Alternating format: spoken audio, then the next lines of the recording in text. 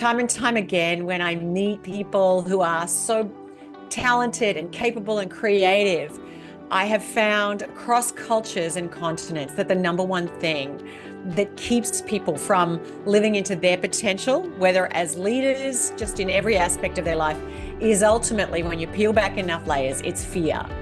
And as you know, courage is not the absence of our fear and doubts or misgivings or the risks. It is action in the presence of it. And I know for myself, it is the times that I have stepped forward amid those doubts and amid the risks that I have learned the most, grown the most, and actually been able to lead the most positive change for others too. Welcome to Purposeful Empathy, a show that is dedicated to amplifying the voices of people from across the globe who understand the world needs more empathy and are doing something about it. This season includes 25 incredible episodes devoted to the inner development goals. Based on the science of personal transformation, the IDG framework represents 23 skills needed for today's world. And of course, empathy is one of them. You won't want to miss a single episode, so hit the subscribe button now. Thanks for watching and enjoy the show. Welcome to a new episode of Purposeful Empathy. Today I'm joined by Dr. Margie Warrell, a global authority on courage who has walked her Live Brave talk since growing up as the big sister of 7 on a dairy farm in rural Australia. From the vast outback of Down Under to the high-stakes boardrooms of Fortune 500 companies, NASA, and the US Congress, Margie has made her mark as a global authority in leadership development. She is the host of the Live Brave podcast, where she dives deep into conversations about courage, resilience, and leading change. And her most recent book, The Courage Gap, was released in January of 2025. I've invited Margie to join us for this special IDG series because her work is devoted to courage, one of the 23 traits of the Inner Development Goals framework. Welcome to the show, Margie. It's great to be with you, Anita. Well, I love sharing with listeners and viewers a little bit more insight into the backstory of my guests, besides the fancy bio. What brings you to courage? What makes you passionate about courage? What would you like us to know? Well, I think it was Lao Tzu who said, we teach best what we most need to learn. And so it's fair to say that I've had to practice courage a lot, continue to have to practice courage a lot in my own life since my humble upbringing in rural Australia, but also having lived around the world for much of the last 25, 30 years, Anita. Time and time again, when I meet people who are so talented and capable and creative, I have found across cultures and continents that the number one thing that keeps people from living into their potential, whether as leaders, just in every aspect of their life, is ultimately, when you peel back enough layers, it's fear.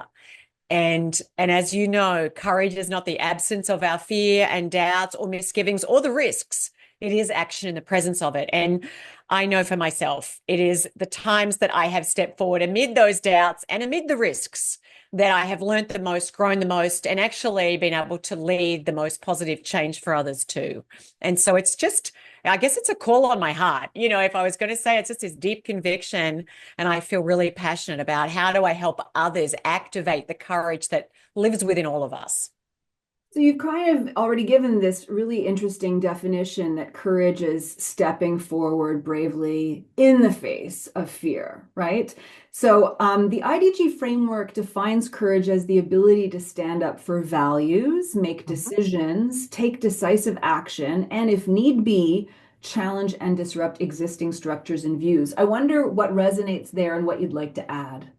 Well, I let me just add this, that when we stand up for values, when we are decisive amid the ambiguity, when we challenge and try to disrupt the status quo, all of those things, there is always going to be a level of resistance, pushback, political risk, financial risk, operational risk, a risk on many different types. There's many types of risks.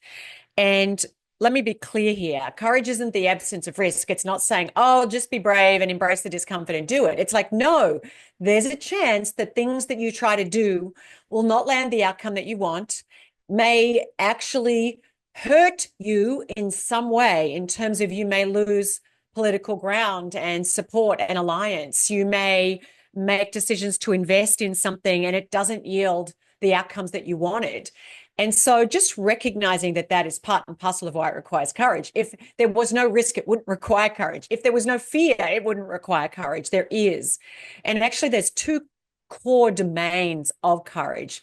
The first is the management of our fear, and the second is the willingness to act in the presence of it. And I think we live in a culture today, Anita, where we live on our devices. We have news feeds streaming 24/7 with with with information, with fear mongering that's designed, engineered to stoke sense of insecurity, to heighten our perception of risk.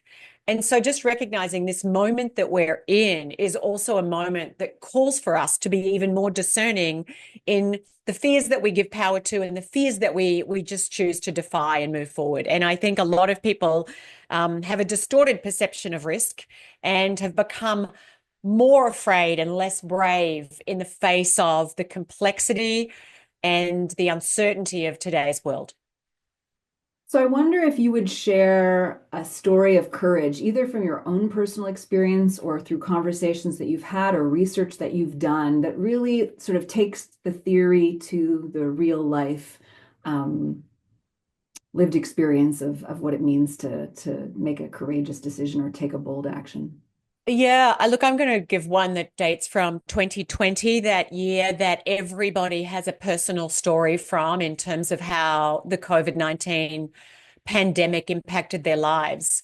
I was living in Singapore at the time with my husband and one of our four children, and I had three other children living in the United States. And my husband and I are both Australian citizens. We couldn't just move to the US because you need visas, etc. And his company said they wanted us to move back to Australia, whose borders were closed. Singapore had closed its borders, and I had children in the United States that all suddenly found themselves homeless because their dormitories, they're all studying, they just closed and said they thought they were going to bring them back, and then they're like, no, go home. But they had no home to go to. And so I found myself feeling quite a lot of overwhelm, quite a lot of anxiety. At the same time, literally simultaneously, my husband contracted COVID, was one of the first patients, people in Singapore to do so, and he was locked into their health system for 30 days. And I remember feeling quite overwhelmed, like just waves of anxiety. One, for his health, they thought it was in his lungs, he was on IVs, etc. I had children that didn't know where to go, 10,000 miles away. And it was just a lot. I was locked into a quarantine for 15 days with one of my children. The government calling us 3 times a day on a video to check that we weren't stepping outside. There was just a lot going on. And I know everybody has a story to tell from that time, but I think it was a particularly difficult time for people who were working internationally and whose families were dispersed across borders. It just made it very difficult for families. And anyway, my husband was fine. He came out after 30 days. My kids all eventually, some of them took many months, but found places to just ride through that period in 2020 for 6 months or so. But we decided to leave his company and find a pathway back to move back to the United States so that we could all be here. And we moved back with no jobs, but we were just able to get back there. And at the time, there was a lot of reasons why we should have all just packed up shop and moved back to Australia and just gone back to where we're all citizens, versus having this internationally displaced kind of family in the midst of a time where it was not easy to be international. But I remember thinking so clearly, look, I need to think beyond this moment in time to what lays at stake in the 1 year, 3 years, 5 years, 10 years ahead. And I felt very strongly that being based in the United States was where I needed to be to make my highest point of impact. So it was very much a values-driven decision, not a fear-driven decision. There was risks that we mightn't have landed on our feet. We have, but it took time and there was just immense uncertainty. And I share that it's a very personal story and it may be not one that other people don't relate to. But so often our fear of uncertainty drives us to retreat and to pull back into what gives us a sense of certainty. And actually, courage, what it looks like, is often stepping into uncertainty, even more uncertainty than we have, because our values are at stake, and the future that we see for ourselves that we want to create requires us to do so.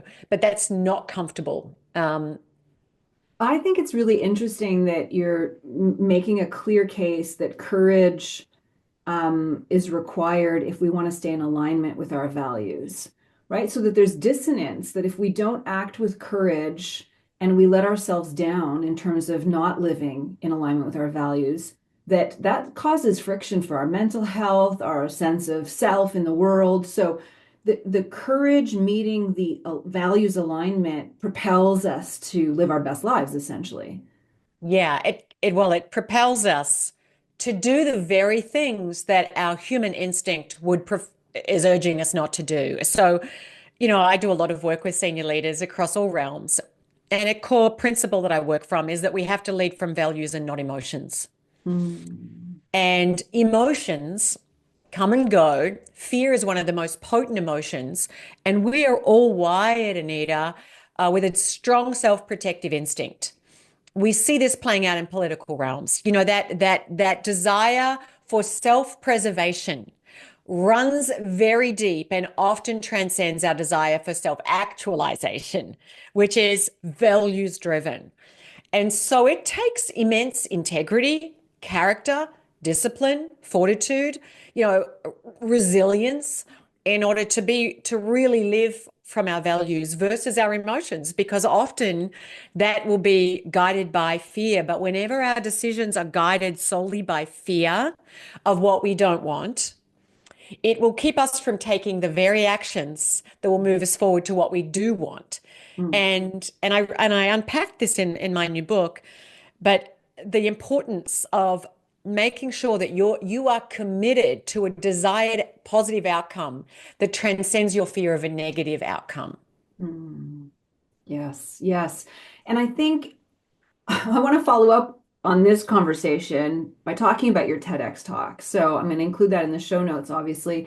You say quite at the beginning of the talk, all the courage that you have ever admired in others resides in you, which is a beautiful statement to make. But I wonder, like, what's the pushback that you get from people? Why are people stopping themselves? I mean, fear is one of them, but tell me more. Well, because we look at some people. Years ago, I got to interview Richard Branson. And he shared with me how in his late 20s, he'd taken a third mortgage out on his home as he was, launching. He had Virgin Records and, the years ahead, many different entrepreneurial ventures. And I remember thinking to myself so clearly, I could never have done that. I would never have been willing to take a third mortgage out on my home. I just financially, way, way more cautious than that. We're not all wired like Richard Branson or Bear Grylls or insert, some person who just seems to have an extraordinary tolerance for risk taking. All of our personalities, we have different personalities. We live on this risk tolerance spectrum. And I think that some people look at whether they're business leaders or entrepreneurs or scientists or adventurers, and they go, I'm not like that. I'm not like you. I couldn't do that. But just to be really clear here, one of the big pushbacks when I say the courage that lives in others lives in you is that we're all called to be brave in different ways. Not everyone wants to climb a mountain, run a business, write a book, have 4 kids. For me, that was an act of courage. We actually have different things that we are, I believe, zooming up, put on earth to do. We have different opportunities to make an impact in the world. And that will always require us to practice courage in one way, shape, or form. And so it is not about doing the same thing as other people. It is about doing the brave thing for you. Like, what's your brave choice right now? What's the brave path for you to take? And it could be something that seems incredibly insignificant to someone else, but for you, it's significant. And so that courage, that willingness to take action in the presence of fear and risk is that ability lives within all of us. And if you've ever admired courage in someone else, you're like, wow, they're so amazing they did that. That that that trait and a skill, because it's both, it lives within us. It just is often undeveloped, Anita. And the reason I wrote my new book, The Courage Gap, is because I want to give people like really practical tools. How do you develop that skill? Like learning to play guitar or learn Spanish or anything else is a skill that you can get better at with practice.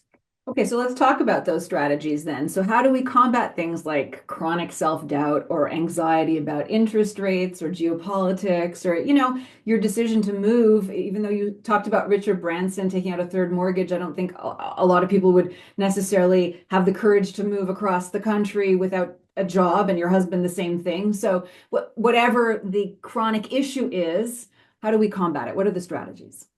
Well, I think firstly is just stepping back and just asking yourself, where are you putting all your focus? Because what we focus on expands.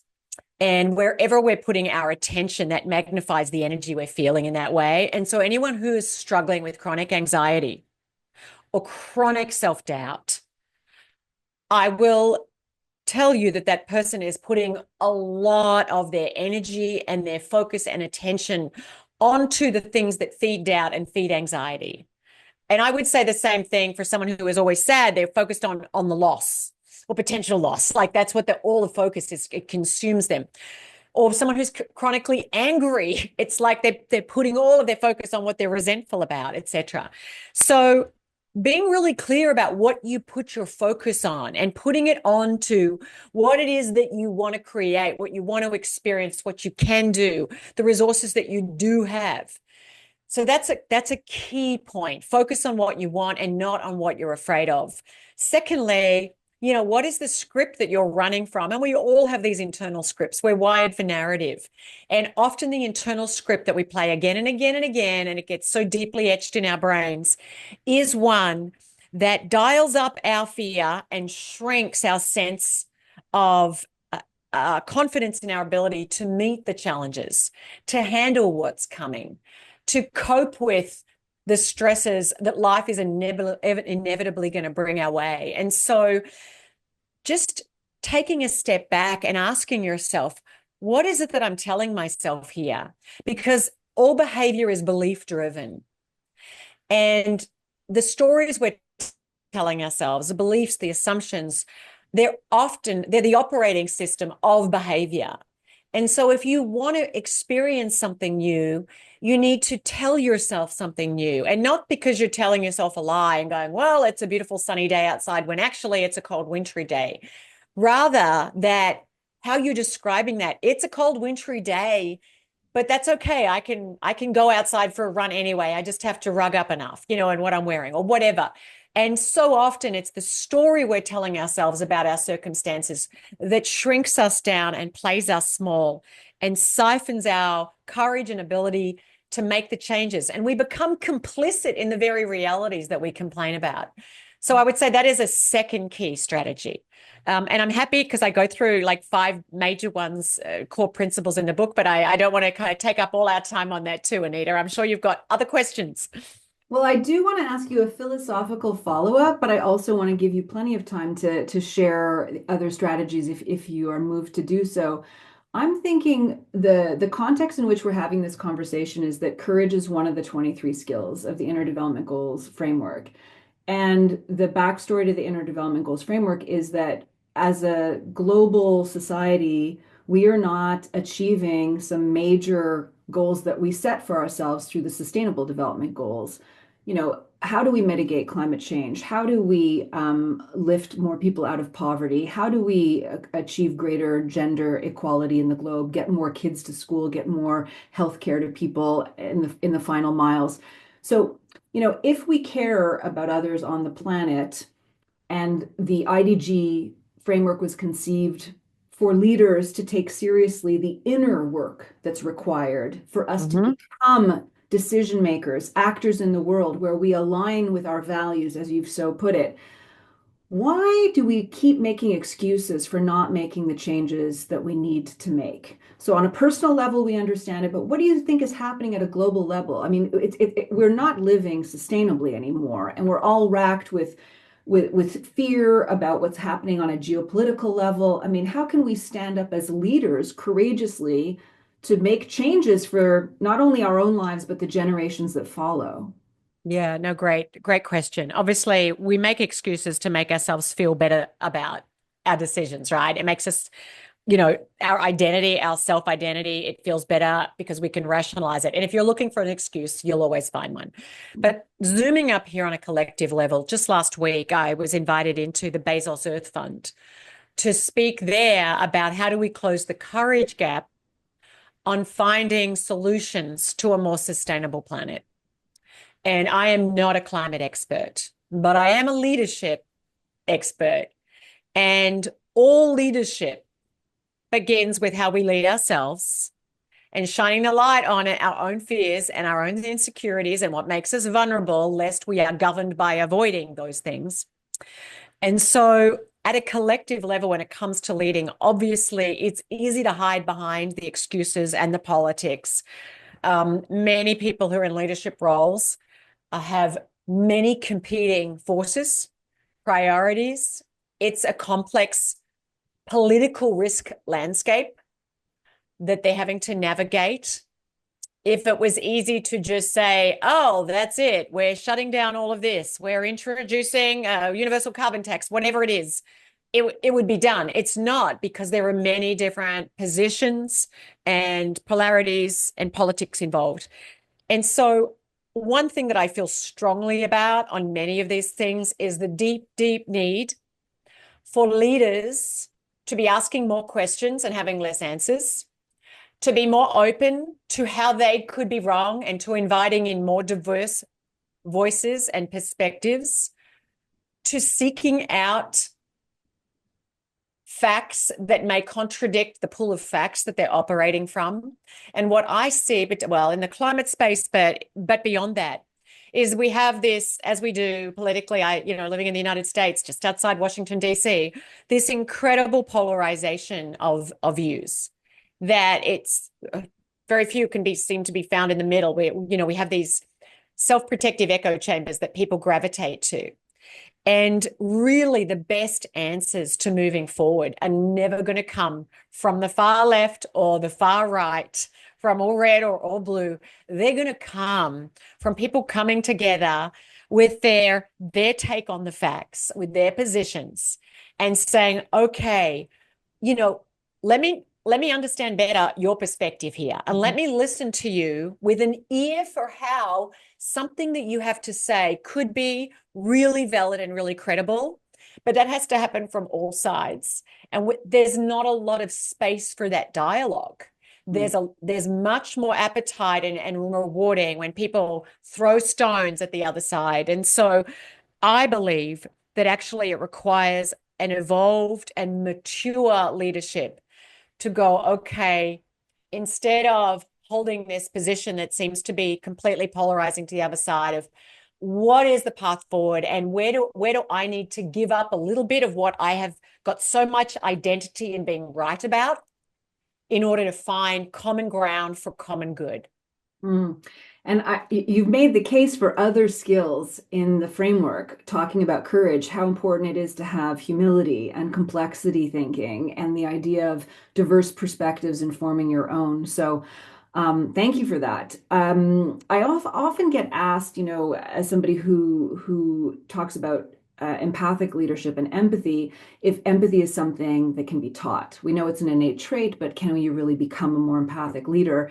I'm sure you're asked the same question. Courage is innate to us, but we have to lean into it. What are ways that we can become more courageous? What can we do to practice courage so that ultimately we take more courageous decisions? Well, I shared earlier, but let me share just a way of bringing this to life. If you think about courage, which is one, the management of our fear, because we have a nervous system that's called a nervous system for a reason. Our natural stance can be self-defensive. So one, making practices that help us to reset our anxious thinking and our defensiveness, and that because it can show up in our biology. We can just walk around really uptight and really stressed out, and unnecessarily so. We're actually living in the safest time in human history to be alive. And yet there's more anxiety now than ever before. So one, cultivate practices to regulate your fear response, because there's a lot of people who are just feeling extremely anxious and afraid, and that isn't serving them, and it's certainly not serving anyone else. And there is a lot of alarmist rhetoric that fuels that. That doesn't actually help move things forward. It actually, whenever we're really afraid and anxious, it narrows our thinking. We actually can't tap our full creative faculties. And so firstly, I would say, work on yourself so that you are not a big tangled bundle of anxious nervousness, because that's not serving you. And it sometimes makes us feel good about ourselves. I'm so stressed out about the state of the world. You know what? If you're really stressed out about the state of the world, you need to calm yourself down, because that's not helping the world. It's only fueling more stress. Secondly, start with where you are today, recognizing courage is a muscle, like going to the gym. And if you haven't been for 5 years, 5 pounds, 5 kilos, it's going to leave you sore tomorrow and be hard. But start with the next decision you face. What would be the bravest thing for you to do right now? You know what? I need to reach out to this person. I'm going to pick up the phone and have a conversation instead of sending an email, which is a little bit less uncomfortable for me, because it's always easier to type something and hide behind a screen. Maybe it's reaching out, inviting someone that you don't see eye to eye with for coffee, or having a Zoom chat, because you want to try and understand another perspective better. Maybe it's you asking for help and saying, I don't know how to move forward here. I would really appreciate your input on this. So there's countless ways that we can practice courage, but I would just start with asking yourself, what would be a brave thing for me to do today? And because there's two different parts of the brain, and there's two different systems. There's the neural activation network, and then there's the neural defense network. One moves us toward what we want, one protects us from what we don't want. And so when we manage our fear, we're helping reset that, because otherwise we're only focused on what we don't want. And when we focus on what it is I do want and where do I need to be braver to move toward it. And so anyone who's listening, I would say the way you practice being more courageous is give yourself permission to do something that is more uncomfortable than you want to do, to step into a situation that invites more uncertainty, to try something even though you're not sure you have the right answer, to let go trying to do something perfectly. Put yourself out there in a way, even though there's a part of you that's afraid you don't know quite what you're doing, because that actually builds your ability, your effect tolerance, your comfortableness with being uncomfortable. And honestly, the more comfortable we get doing things that make us uncomfortable, it literally expands everything for us. If you're willing to feel anything, it liberates you for everything. I'm thinking about having the courage to say no, if you're a people pleaser, or having the courage to do something that's going to also elicit the possibility of another part of your brain being activated if you don't feel included. So for example, you've talked about, limbic system and our neocortex. Obviously if we're stressed, we're reacting to what our reptilian brain is telling us, which is why we don't have the aperture to make decisions with more faculty, right? So the idea of calming down is helpful, because then we can think about bigger perspectives. I understand that.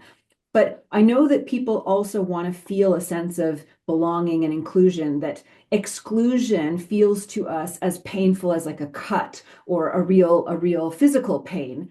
So what happens if the courage it takes to say no to somebody is actually calling up another reality of exclusion? How do you untangle that?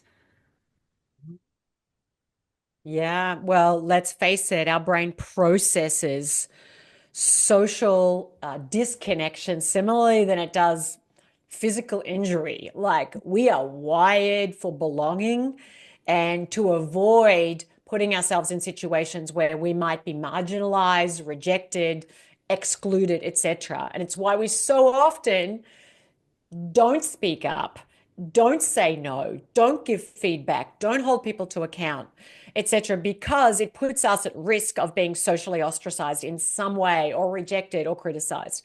So just recognizing that's just how we're all wired. We are, because we need connection in order for us to flourish.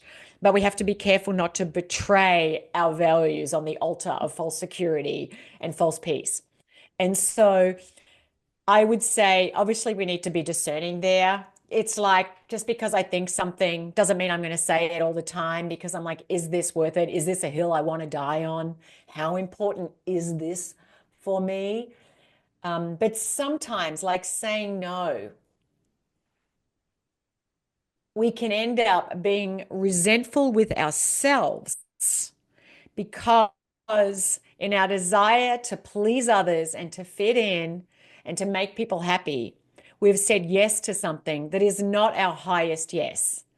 It is, and every time we say yes, we are by default saying no to something else. If I saying yes to talk to you today, it means I'm not doing something else, right? So when we say yes, we are always just by default saying no to something else. And so I think that's where taking time out to get really clear about what are your values and what's your vision, because that acts like a compass to guide how you spend your time and where you invest your energy and your resources.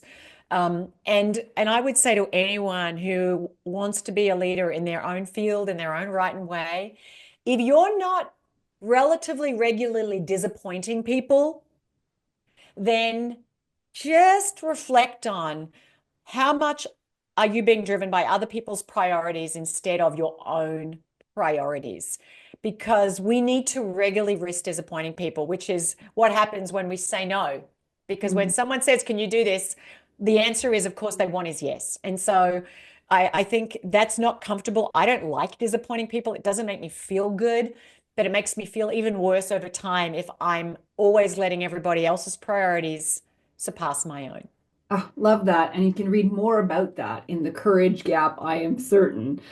So, our last question together, and thank you so much for your time, Margie. I always end the podcast conversation with the same question. It is devoted to empathy after all. If you could think of a time in your life where you were on the receiving end of empathy, what that meant for you? Hmm. Well, it meant being seen and feeling cared for. Um, Could you share the experience? yeah. When I moved to the United States at the very end of 2020, it was deep, dark COVID pandemic winter. Uh, President Trump has just lost office. It was right around January 6th, events, and the pandemic was blazing. And a lot of people that I thought we had friends, we moved to an area we'd lived before, didn't want to see us because of the risk of COVID. And my husband had had COVID. I I hadn't had it, but at that point, I wasn't concerned about it for myself. But obviously, we didn't have elderly parents around, so we weren't trying to protect anybody else. We were happy to see people, and there were some friends whose desire to just reach out and have us over into their homes and to take that risk, honestly, felt I've never felt more cared for, because they were willing to just reach out amid all of the fear factor around seeing other people that weren't, in your immediate family. And I have to say, the empathy that was shown by some individuals forever won my, love and affection for those people at that time. And so that was just a moment where I just remember feeling really cared for by a pretty small group of people, but it really made a big difference. Mm. So I think on this conversation, we've made the case for why courage is important, and your story has reminded me again how important empathy is, and to take empathic action, because it really does make a difference in other people's lives, and we can all turn up the volume of empathy in our lives. Thank you. Thank you for the conversation. It's been great to speak with you. Thank you, Margie, and we'll see you all next week at Purposeful Empathy. If you know someone who'd benefit from this episode, please share it with them. Post the link on your socials and hit the subscribe button now. The world needs more empathy, and you have an important role to play.